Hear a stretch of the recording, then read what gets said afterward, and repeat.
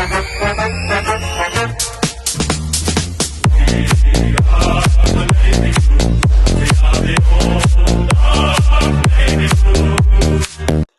and welcome to another episode of Baggers Chat. As always, I'm joined by Pato and Ethan. How are you, boys? Good, Good, mate. Very How are we excited. feeling? Nervous? Bit of a Very buzz. nervous. Very nervous. Really excited. Biggest game of the year. Biggest game of the year. You say that every week. You said that about West Coast, but that's all right. Just keeps getting better and better. It keeps doesn't peak. Of course, this Saturday night at the Mighty J, 7:25 p.m. The Blues take on the Cats. History. It's not terrible. It's not great. So we obviously lost our last game by 26 points, and then we won by 2 points. Before that, was it that? Okay, that was. Eddie tackled him with a couple of seconds to go. Or whatever. Yeah. Yeah, and we got smashed the game before that, so we don't really need to talk about that. But no, the 77-79, 2.1 was great game. But is it your favourite memory? If not, what is your favourite memory, Daffy? Well, we've had a few. Like, I thought even when the Cats were very good, we were all right against them. In around that 2011, 2013, we always took it up to them. But for mine, I think he's a bit of a cult hero around Icon Park, and that's Dennis Armfield kicking 4 back in 2016 when he was just dominating that game. For me, I actually rated Dennis quite well. I thought he was actually a good player for us. Just full Carlton man, loves and the pure club. heart. Yeah, Pure you heart. can't hate the guy. Was that the match where he kicked? Yes, was that the one where he kicked like 3 from outside 50 in the first quarter or something like that? Yeah, and then he was on his knees and he fucking went off. Yeah, that was it. Yeah, We beat the Cats, I think, that day. we did. Yeah, that was good. That was good. My favourite is the 1995 Grand Final. Of course, we weren't alive, but I've seen the highlights a few times, and good game. Pato, what about you, mate? Mine's got to be the big goals when he did the towboat, the karate kick. That one. Nah, to be real, I think it's got to be. I mean, as we said, we haven't really seen much in the past 20 years again, like especially against Geelong. But I don't know why, but also the game when we beat, I think we beat them by about 30 points. It was 2010. I can remember it so well when Yaron, Garlett, and Betts all dominated. It was so good to see. Monday Arvo, wasn't it? Monday Arvo footy, I think. Yeah, it was a time that like it felt like a grand final. It was a weird time. It was like Yeah, it felt like a grand final sort of thing, but it was like a Monday afternoon, so that's why it was kind of weird. But good crowd for a Monday afternoon. But that was probably my best moment. Weirdest time slot I've ever seen of a footy match of the Blues playing is waking up and actually missing the start because it started at 10:30 in the morning over in New Zealand that time. that Anzac Day where we actually won a game that year. Yeah, it was good. Playing there. It was outside of Australia, so maybe there's something in that. All right, we'll get into our opinions on Geelong. I mean, look, it's pretty obvious. They've been a great team for a long time. They've always been a very consistent team. Make fun of them all you like, call them old and all that. They have been a very consistent team. But yeah, what are your thoughts on them, Heath? Very good, consistent. I just like a lot of their players. I just like the way they go about it. Guys like Hawkins and I'm really a big fan of Danger. I know he gets a bit of hate, and when you're versing him, you don't really like those guys. But when you watch them against other guys, you kind of admire what they do and how they just keep coming back every year. I know the last probably since 2011 they haven't won a flag where they probably could have won one or two.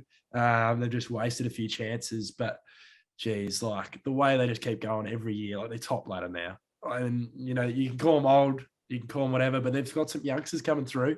You got Stengel and Jack Henry and all those type of guys coming up. Obviously, their real superstars are in that older age bracket.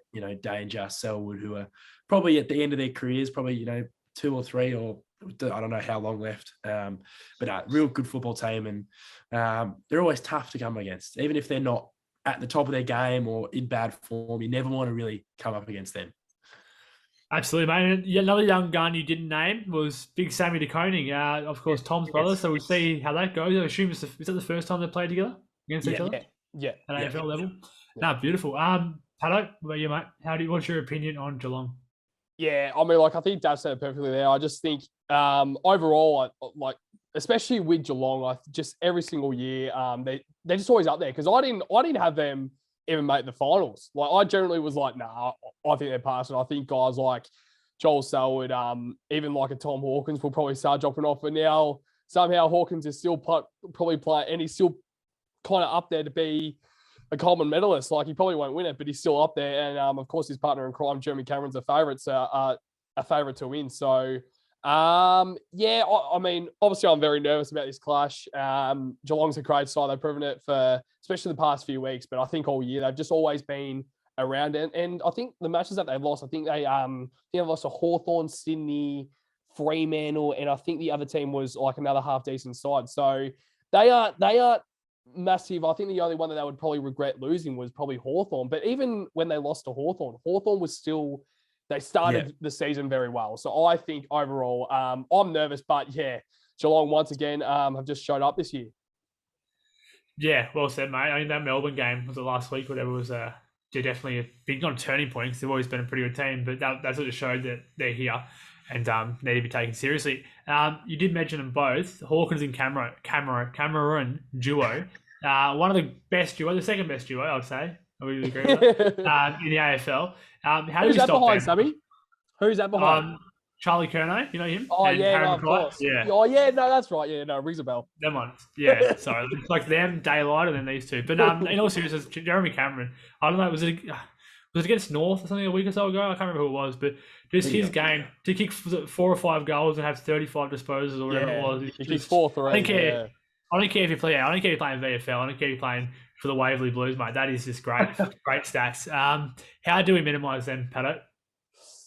I think it's just down to our personnel, really. I'm glad that Weeders is back. I think personally he'll probably go straight to Hawkins and Young maybe go to Cameron, but we'll touch on that obviously a little bit later with the matchups. But obviously they're a big threat. I probably still think with their experience, they're probably will still stick with Harry and Charlie. But I know that, like, especially at the start of the year, I still reckon these guys are very, very capable to take a game away from their opposition. So I think it's going to be a threat. I'm more worried about Hawkins. Just because he's been a little bit off the past few weeks. Like, of course, he's still kicking goals, but I just think that he's the type of guy to really dominate a game. Well said, mate. Do you know who I'm worried about? I think he's playing. I'm just trying to see it now. Stengel's playing, isn't he? Yeah. Yes. Yep. I think he has been one of the stories of the year. In all seriousness, though, like, you know, Billy I think he's only there because of Eddie, isn't he? Pretty much. And yeah, but you know, he's obviously a big raps for him, and yeah, he's had a great year personally. I know they've got the big duo, and everyone looks at them, but I think he's had a great year. But yeah, it's going to be a good game, boys. So we'll get stuck into Will Hayes. I'm very excited about this. I'm not mad. People get mad because it's not his AFL debut anyway.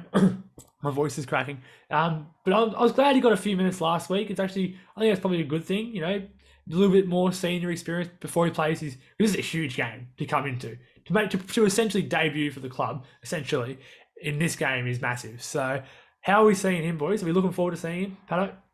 Yeah, I am. Especially the last quarter, that definitely helped him, I feel. I feel like if he was medical sub for the whole game last week and he came back into the side this week and didn't get any game time, that's when I would probably be a bit like, ugh. But I feel like definitely he adjusted to the speed as soon as he came in. So I'm kind of excited. Like, of course, we spoke about it during the day, and he was kind of more like, if he doesn't do too well, there will be speculation after the game on the side, especially with O'Brien being dropped. Like, that's a talking point that we'll also touch on. But I mean, you boys know that I love him, but I personally don't think he should have been dropped. I always love having that left footer on the wing, but Hayes is up to it. So we'll see how we go. But yeah, I am excited for his opportunity. Yeah, absolutely. And they did use the word omitted for O'Brien, not even like managed, which I thought they might have just sort of tried to hide it under a managed, but they've generally, where they've went out there and they haven't liked something, so they've omitted him. But, you know, I would have thought that, you know, there's one thing they don't like, they can get him back to the VFL, which is, of course, is 2:35 on the same day to Icon Park, get down. And they get him to work on that, but they've just went for the full, you know, omitted. Same as Honey, which I don't think is a huge surprise, is it? No. I mean, I don't think 4 touches really cuts it at AFL level. Yeah, especially when you win by how much you won by. Stocker in as well, Ethan. You'll be happy about that, mate. Yeah, and I like Stock. I like the way he goes about it. I think it's an interesting one. I think I kind of wanted him last week, just due to, you know, us playing since Boyd went out. We didn't bring Stocker in once he got out. We were kind of obviously forced Nunes onto the half back. flank, which I just found a little bit interesting considering Newnes' form this year off the wing and kind of half forward. He's been quite good. So he's always good ahead of the ball for mine. I just like the way he goes about it. But I just think Stock is good. I think he deserves it. His twos form's been good. He's been knocking on the door, similar to other blokes who are being picked, paid out, get picked again, which is tough for him. But what can we do? It's hard to, as a good team, it's hard to be nice all the time. And but yeah, for Hayes, I'm excited. In twos, I think his twos form's really, really, really good. Before we even got him in the mid-season, I think he was talked about as being the leader of the JJ Liston Trophy, which is the League BNF. So that's a real good sign. And Carlton fans wanted two kind of key positions in the mid-season, and we got Durden, and then we were expected to go for another one, but we ended up going with him. I think it was more that we were scared that another club would go and get him next year and would miss out on the opportunity. So I think great in for my O'Brien. I like him, but maybe just a week in the twos or a couple of weeks in the twos might hurt him. I think he might need to just go away, play twos for a bit, dominate, improve some aspects in his game that maybe Hayes has been good in the twos for. I don't know, but trust Vossi in whatever he does. That's exactly right, mate. Trust Vossi. Let's check and see what the emergencies are. Who do you reckon the sub will be? Out of O'Brien, so obviously he'll play twos, 235. I assume he goes straight there, so he still can be subbed, as far as I understand. Sammy Durden, Will Setterfield, or Honey. Ethan? Oh, I would go Setters because he can play halfback, wing, middle, forward. Agreed. Pato? I'm going Josh Honey for me. I think he can play midfield and forward. So Josh Honey for me. It's interesting. So he's obviously a shorter one. So let's just say, hypothetically, if Wiedering goes out, let's just say he goes out, what do you do? How do you restructure that backline with the best duo, second best duo, sorry, my bad, in the comp? How do you restructure that? I think the same thing would be with Will Setterfield, I think. But Josh Honey isn't that small. Like he's actually I feel like he actually plays a little bit. He plays a little bit taller. Like he plays smaller than what he actually is. Like I reckon. I mean, like as we said, he's probably playing that Jack Martin role. Jack Martin isn't small, so I think Josh. I mean, it's just my opinion. I think Josh Honey. I love his presence. So yeah, I think it will be interesting. But even like Sam Durden's there, so he might be even a medical sub. But what's your thoughts, Duff? Yeah, no, it's an interesting one. I try not to look too much into medical subs because it kind of gets my mind all over the place, and you just don't want injuries in the first place. And most of the time, it's late in the last quarter or something like that. But yeah, I guess I just don't think Honey's been good enough. So I think he needs to be playing twos, back to the twos. But I wouldn't be mad. I like if he's medical sub. It's not that big of a deal. I think all of them can be able to come in and make an impact if someone goes down. I think a Sammy Durden might be all right too. So I don't know. It'll be interesting, but we'll look forward to it when it happens. Well said, mate. Yeah, it's a great call about the medical stuff as well. It is an interesting one. Like I think we used it well last week, to be really honest. Like I think Newnes got injured early in the match from memory, and then later in the match, obviously he probably wasn't 100%, but you're like, there was that argument, was it last year or the year before, where was there going to be a concussion sub or a medical sub or whatever? They went with the medical sub. So technically what we did was fine. But yeah, I think we used it pretty well. And we got a little bit, a few minutes into Hayes, which was pretty good in my opinion. We'll get stuck into some key matchups. Just sort of, we'll go with because we've got the second best duo, like who do you think takes them? And then how do we take them and then still watch Stengel, obviously? Is that a ploughman sort of job, Heath, or how do you see that happening, mate? Yeah, well, this year's been, I think our defence is one of the most, they can adapt to any type of forward line. I think, obviously you got, apart from our two keys, you got Newman, Saad, you got Ploughman who can, defend tall and small when he has to. And obviously you got Doc in there as well, who they all can they'll find a way to be able to match up well against opposition teams. Newman's 6'3", so he's nowhere near short. Sardi, how good's he been this year defensively? I think for Stengel, I think it might have to be a Sard just due to the pace Stengel has. And I think having a Sard on Stengel will force Stengel to defend when we have the ball. So if Sard's on the move off halfback, Stengel's pushing up the ground because he doesn't want Sard to hurt Geelong on the defensive end. So it'll be interesting, but there's just so many matchups that you can talk about. Obviously Close is in great form, Stengel's in great form. Gary Rowan came back in last week, who's been playing two for a little bit and a little bit injured, so he's always lurking. And then obviously when Danger goes forward, who goes to him? So I'd imagine a Plough. He usually takes like a Dusty or a Danger or something like that. So, what are your thoughts on the whole back six, Pato? Yeah. One thing about Sardi is I reckon he will definitely go to Stengel just because his defensive sort of mindset has been spectacular this year. Because, of course, we brought him over from Essendon because we wanted that attacking sort of half-backer. But arguably, he's probably our best defender.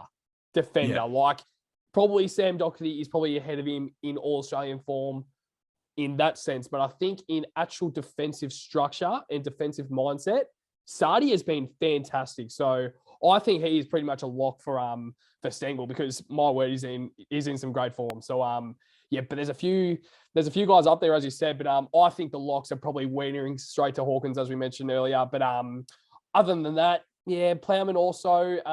But I personally think Plough will probably go to Rowan first, and then, as you said, as soon as Daniel goes forward, maybe even a Nick Newman, because 6'3", I didn't know that he was that tall, 6'3". Yeah, he's 193. So yeah. Yeah, So, but how good's he been? Like, once again, I just think he's Mr. Consistent. Like, we don't really talk about him too much. He's not a match winner, but he's not a passenger. So I think Nick Newman has been actually really good this year. I think just quickly touching on the dynamic of our not smaller defenders, but our medium size, they flick the switch when they need to go offensive. So when they do defend their man well, and we set up really well behind the footy. Like if you're watching later game, just watch it on Saturday night when Geelong have the ball in our forward 50. Watch how he spread, and it looks very, very good, very similar to Melbourne's and all other successful teams over the past few years. But once they get the ball, they flick the switch and go offensive, and they set up before, like the way they set up. You get an intercept mark by Weeder and he switches and we're off. So guys like Sard, Newman, Doherty, they're the guys you need with the ball in hand because we can just slingshot it back inside 50, which showed against West Coast with the amount of fucking inside 50s we had. So, yeah, absolutely. And Sard is a great one for it because he's so quick. So he can go when he needs to go. But then defensively, if it's a few meters there, he can cover that meterage very quickly because of just how the spring and the step that he has. We'll go down the other end of the ground now to our forwards, the best duo in the comp. They've got some good defenders though. Big Sammy, and this is a test for Sam De Koning as well because I think he's a rising star in my opinion, just because of the role he plays, and I think that'll be shown this week too. Although I hope we keep 10 on him, just like he's playing on. If he plays on Charlie Curnow, Harry McCoy, he's playing on these great forwards for God's sake. Like he's not getting cheap halfback kicks like some people do that are apparently going to win the rising star. But anyway, how do you see our forwards going, Pato? And how are they going to try and minimise their effect? Yeah, I think, their defense is very underrated in my opinion. I think, especially with Jack Henry, he's played some big roles this year, and I reckon he's been actually very good. So, even Zach Tui, of course, a former Blue. So, I think he's just one of the guys that just keeps on doing his role. Especially last week, it was fantastic when I watched that game. So, he was really good. But, I think, me personally, I think one guy that I'm kind of looking there is Mark Blixarves. I think him especially because I know that last week he played more of a tagging role on Petrarca, but he can just change his role every single week and he does his role. So I personally think I don't think he will be a key back because I reckon DeConnie will go to Mackay. Henry will probably go to Curnow. Probably no point of Blixarves playing down there because I don't think there's really much point of him going to Silvani, especially with Colin Jasny back. So it'll be interesting to see what Blixarves actually is told to do, and if he maybe might tag, maybe a Cripper or a Walsh. Interesting facial expressions there from you, Ethan. Do you agree with that? And then how do you see them shutting down our forwards, mate? No, I mainly agree with what he's saying. Obviously, like you touched on before, Henry's been great, both ends of the field. He won on the game off his own boot against Richmond, and he's one to look out for. So, if their forwards are struggling, they'll shift him forward and shift, players like Blixarves back or whoever. They've got those players that are able to adapt in game. and not feel so phased by it. But yeah, for mine, I think just height-wise, I think Blixards has to go down back. Unless he's playing the ruck or, like you said, tagging. If he's not doing, a real role anywhere else, I think they'll be of course. Yeah, I think they'll just be found out a little bit, just because Harry and Charlie are just two very different forwards, and it's hard to keep them both down. It's very hard to keep them both down. But what we haven't touched on is our little small forwards, and also Jack Silvani, and the role he will play this weekend up forward. He can really be an asset, especially if Harry and Kerno are being covered. And the priority of the defense obviously is to stop those key forwards. Guys like Durden, guys like Fish, Walshy going forward sometimes, they need to be hitting the scoreboard this weekend. It's not every week the tall forward's going to be kicking 10 combined, and that's just footy. But yeah, it'll be interesting. SDK, I think he's been fantastic. Yeah. I reckon this is probably Geelong's hardest test in the last 3 weeks without Stewart, just in terms of forward line, because I just don't think Melbourne have the firepower forward that we have, in my opinion. Ben Brown's struggling. Fritsch is probably their best forward, but he's not a Harry Mackay or Kerno. And we've got two of them. So I'm not trying to be cocky. Melbourne are fantastic, but that's been their main negative of the season. And the week before that, without Stewart, they had North Melbourne, who we could play against. So in terms of challenge, this is the biggest challenge, because if they had Stewart, I'd be a bit more worried in terms of how they can cover off. He's always a third man up. But who's going to be that third man up for them? Is it going to be Tui? Is it going to be Colin Jasny? Is it going to be Zach Guthrie, who is a bit of a hit and miss type of player for them? And their fans always talk about those type of players, hurt them a bit, but let's see what happens. Well, I completely agree, mate, with the whole, without being, it's not cocky either. Like, Melbourne are a great team, but they don't win because of their forward line, especially at the moment anyway. Ben Brown went goalless for how many weeks? So we had the best duo in the comp, so it's definitely a fair point, mate. All right, what about the midfield? We've spoken about their midfielders. Selwood's playing, Danger.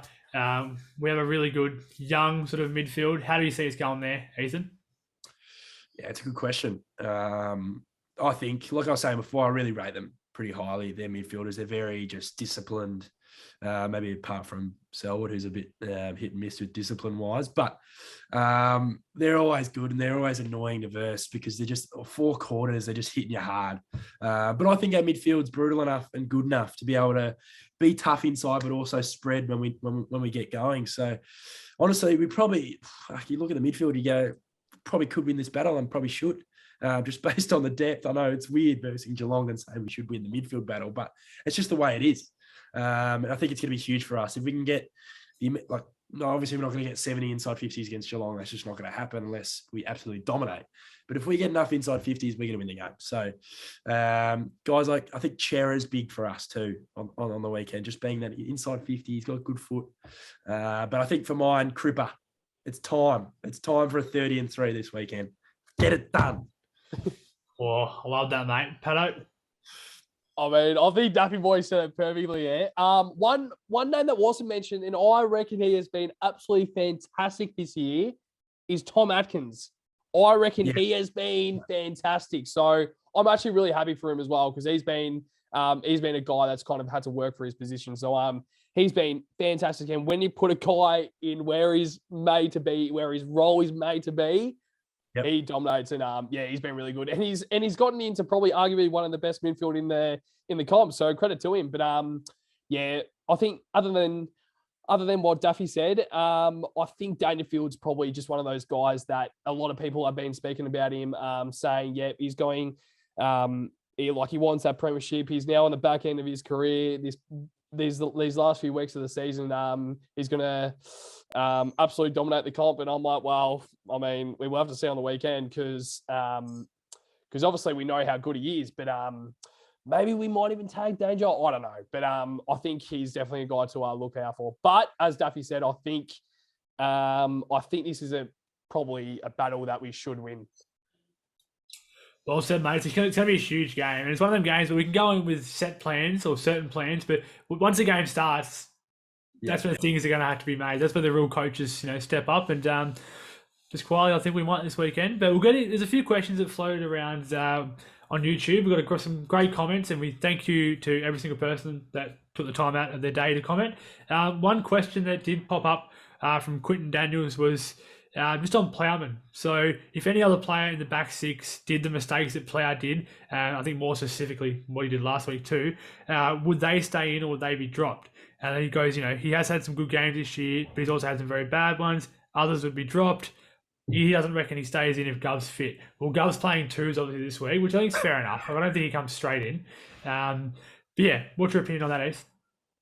100% agree. I think we touched on it last week. We were talking about Player, he wasn't great, but we also looked at the perspective of he just gets hated on for every mistake. It just gets pointed out very clearly all the time. And, why don't we talk about our other, star players who make mistakes as well? So you got to be just even about that. And that's myself included. You see him and go, fuck Plowman. Then you go, geez, Walsh just made a mistake there, but we let him go just because you just can't do that. But yeah, for mine, I agree with him. I think once Gov's like AFL ready, he comes in for Plow.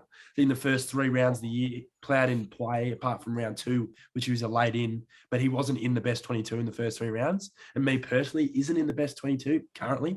Once, obviously, if Gov's fit. But yeah, I think we just got to give Plow a little bit of a chance. And I think he's been solid this year. And in all seriousness, though, if Plowman's your backup, is it really the worst thing in the world? Like, if you have Govey and he's fit and he's firing, to have Plowman knocking on the door, playing great foot in the twos, is it really that bad? Pato, what's your thoughts on it, mate? Not at all. Like, it's not that bad. Like, 2020, he had the season of his life. I can remember he was getting these small forwards roles, and he was literally keeping these guys to 0 or 1 goals. Like, I can remember this one game, I think it was Tom Papley that he was put on.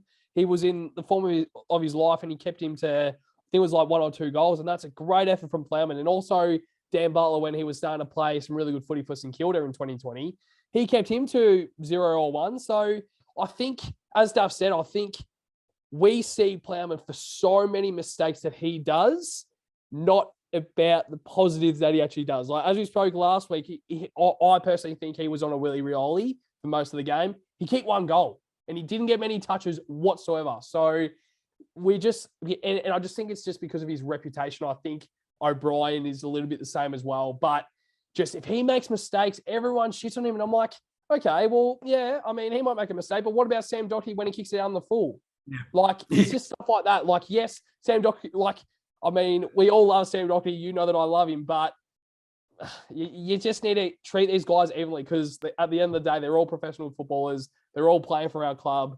Do not shit in our players. Quite simple. I agree. He's copped a lot of hate, Plow. And yeah, I think Quinton finishes this comment really well. I think, I don't hate the man. We don't hate anyone. But he prefers others in front of him in the back line. Yeah, I think I'd do the same. I think we'd be all the same. There's probably a couple of players, nothing I can really think of, but that's, there's always going to be that player or two that, is only there because they're filling a role because some player's out. Like, it's just the way it works. And yeah, I think, Plowman is a couple behind, the better defenders in our team. But we'll get stuck into, actually, before we go to the predictions, it's hard to, I guess, ignore the elephant in the room. It's been pretty popular in the AFL today, being Thursday, has obviously changed its mandates for that across the AFL and AFLW, where a player does not have to be vaccinated now, which changes a few things, I guess. I guess we won't go into the political side of a few players and whatever, but Liam Jones will focus on, where he effectively, my understanding is retired from the football club due to not wanting to have it. Cool, you do you. But you have to have a year and a half off from that club that you retire from if you break, especially if you're breaking a contract or whatever, is my understanding, which means it's next year, mid-season draft, he can play for whoever it may be. Unless he goes back to the Blues, I think he's accepted literally pre-season next year. But if you want to go to Essendon, which is where he's been linked to, I believe he has to wait until mid-season next year. Would you take Liam Jones back at the football club just from not from because of what he did, just from a pure football sense, Ethan? No chance.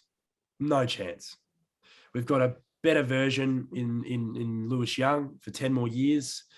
Guy's 32, probably left us in the dark a little bit for mine.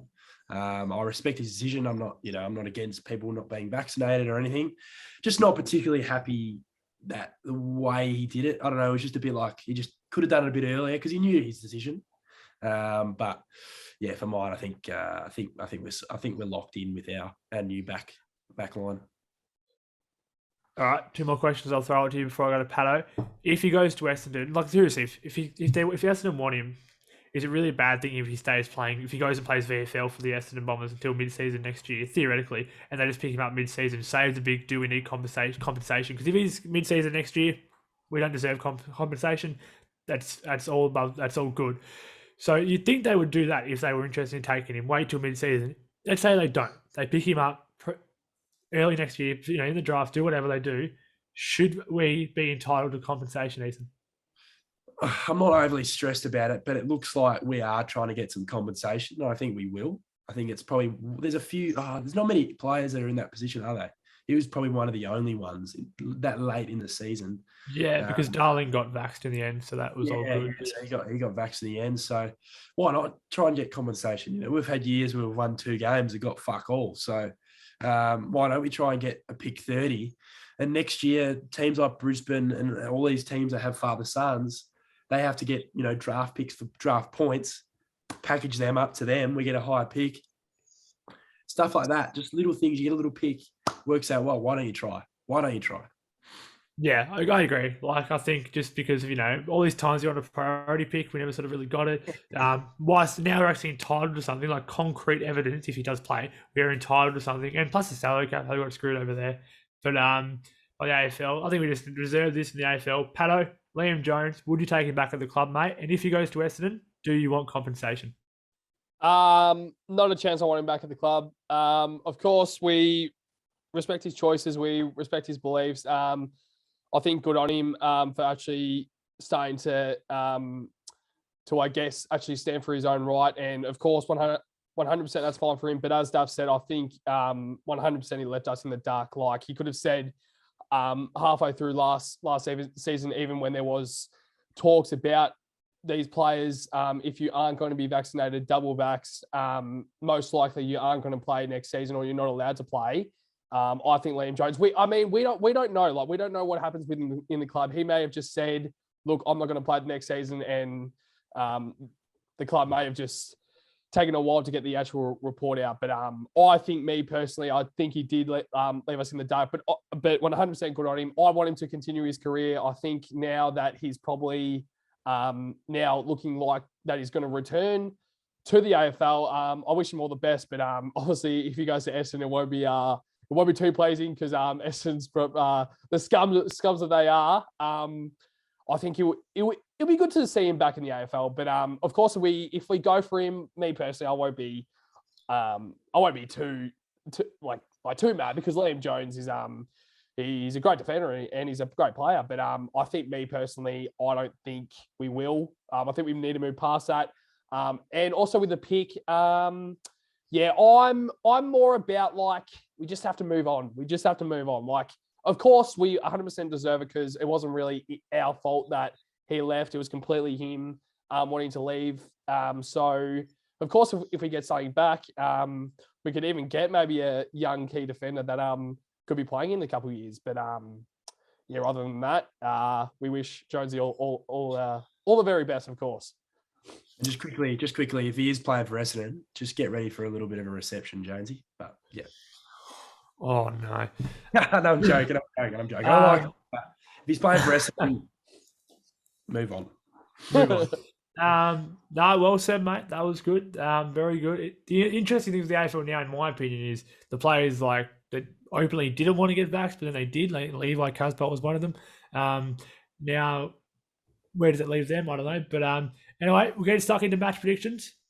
Pato, what are your predictions, mate? Yeah, so I have got, we did speak about this potential player. Maybe this is a player that maybe the Cats might need to look at, especially with Harry Mackay and Charlie Curnow down there. He may not really be looked at. So I'm going Jack Savani for first goal.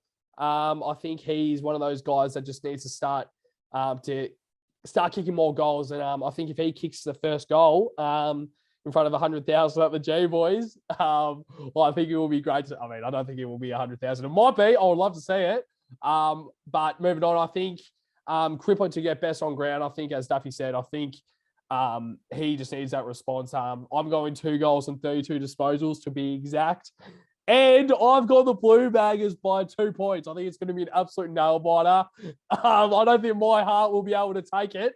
But I think it will be a really good game. I feel like it'll be the type of game where we kind of stick by, and we might get a little bit of a 5 or 6 goal in a row sort of quarter.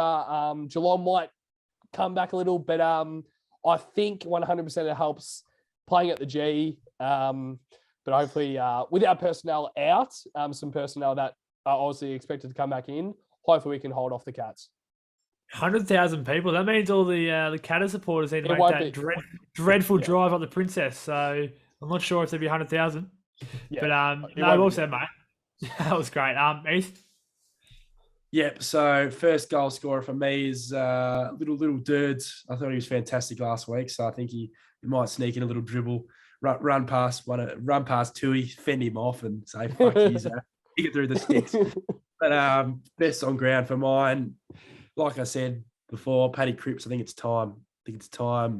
For Paddy Cripps to kick the goal, and the Carlton fans roar as one. And for mine, I think we're going to win. I think I've been thinking that since probably the Eagles game. Just got a good feeling about it. Got a little bit of pep in me step about this football club, and margin 4 points going to be a nail biter. Beautiful, mate. I like it. I did have Charlie for first goal. I'm going to go Motlop. I reckon he's just that. He's that sort of player. I have to check the stats now, but it seems like I think it was last week. Was Fisher the first goal? So it seems like it's sort of smaller players sort of getting it. So I think Motlop gets the first goal. I think Harry kicks 6 at the G and makes the G his bitch. So like last week he was fantastic, and I think he continues that this week. Blues by 8 points though, so pretty close, but we still got it done by over a goal. And of course, VFL I think will win as well. Pitto back alongside McGovern as well, which I don't know if I mentioned Pitto yet. That is pretty good news. That is huge news. As good as I think TDK has been, we're going to have Pitto back. I don't know. Who do we play next week? Like, literally, next week, Giants. if needed. Who's that? Giants. Giants, that's right. So you go week after, maybe Pitto or even whoever, like, whatever. But just having Pitto being ready for selection in the AFL now, but effectively probably playing in the next week or two, how good is that? Yeah. Perfect timing for mine. I think a lot of people talked about if we just weathered the storm from probably the Collingwood game till now, I think we've weathered it very well. I know we've lost the Saints and that, but some of our wins we've been able to have, obviously beating Freo, getting over the line versus Essendon, even though we barely had defenders. And the Richmond game, we almost got over the line and we only lost by 2 goals with our players out and actually no defenders left. But it's just been very well. We just had to be even. We just had to cut even. Because at the start of the year, we've helped ourselves. The first 3 weeks, first probably 7 weeks, 8 weeks, where we were on our run of wins when we had our players there. But the sky's the limit when these players get back. We've got Zach Williams injured. Jordan Boyd, who I actually love the way he goes about it. He's going to come back in probably finals time if he gets a game. But it'd be interesting. I'm keen to see Big Pitt back in action, to be honest. Yeah. Well said, mate. That was great. As you said, like the Collingwood game, Richmond game, we almost won. Collingwood game, we could have won almost there. Would be a game clear if we won both of them, but on top. But that's all right. I think we've weathered the storm very well. I agree. It's crazy. Like it shows you how bad you can't do a ladder predictor because like we lost the games we thought we were going to win. We won games like we bet Fremantle, which you'd somewhat expect in a way, but you didn't really fully expect it really. So yeah, it is interesting, and I think we've done really well. As you said, mate. But get down to the VFL before the seniors at 2:35 this Saturday. Ethan, Pato, you'll be there, boys. Yeah. Yep. You love the VFL. Thank you all for watching or listening, however you get your content. And thank you for your commenting as well. We really appreciate it. It is a joy to read them all. And just thank you for the support for the last, what has it been now, almost 2 years, I guess. Year and a half, whatever it's been. So, yeah, thank you very much. And like, follow, subscribe, do it all. And Pato, as always, mate. And as always, boys, up the baggers.